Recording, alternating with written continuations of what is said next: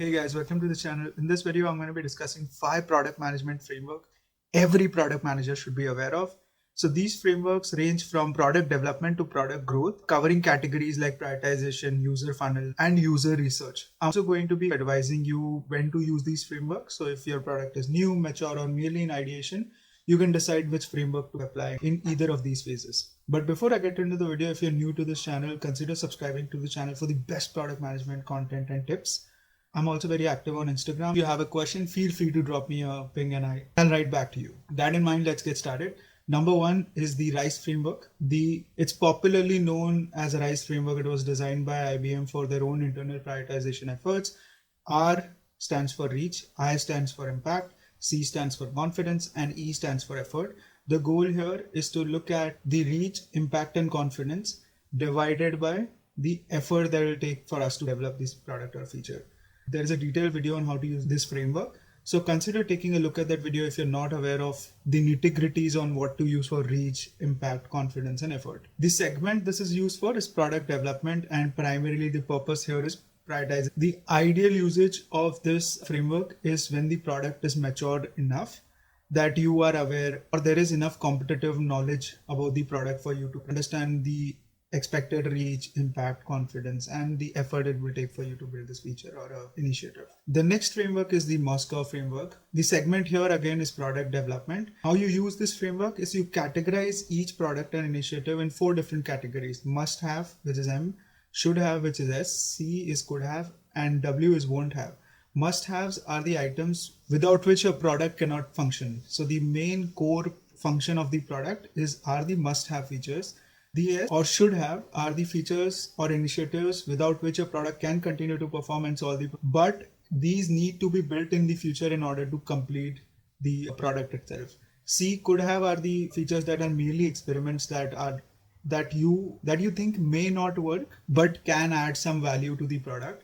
And W won't have are the features that don't really add any value to the product and are the features that should not be included in the product. This segment again is product development, and the purpose of this framework is prioritization. The ideal way to use this framework is either when the product is new or the product is mature. The reason why you can also use this framework when the product is new is because C and W are going to be gut and don't really require you to have that, and don't necessarily require you to have some benchmark in order to categorize them per se. Number 3 is BD or job to be done framework.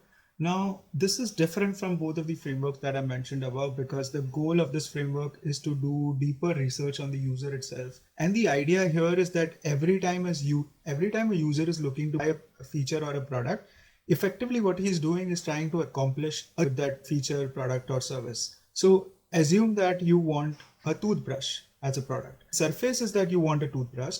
But if you look at the deeper motivation, you want your teeth to look clean. And if you use the jobs to be done framework and you probe further, the effective goal that you're trying to achieve is to look great in pictures maybe. So the idea is that this framework allows you to get deeper understanding of your customer, specifically to understand why they are buying either your or a competitive product. So you can decide what to build next in the product or feature in order to improve the user experience of the product. The segment here is product growth, and the purpose is user research. The ideal usage of this framework is when you're still in ideation or your product is new.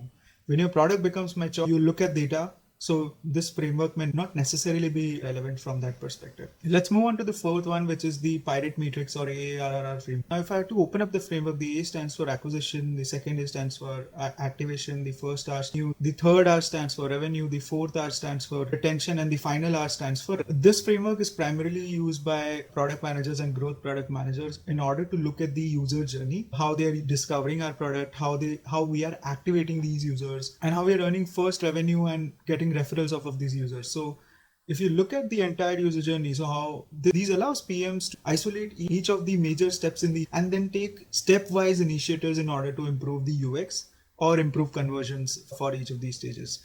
There is again a whole video on this framework, so if you're interested, consider checking it out in the description. The segment is product growth. The purpose is a user journey, optimizing the user journey, and the ideal usage of this framework is when the product is new or it's mature. Final framework that I'm going to be talking about is the impact effort impact effort framework. It's a very simple framework where you plot each of the initiatives or features that you have on a impact and effort 2x2 matrix. If I had to talk about each of these quadrants, the first quadrants are the list of things that you need to do now, where the impact is high and the effort is low.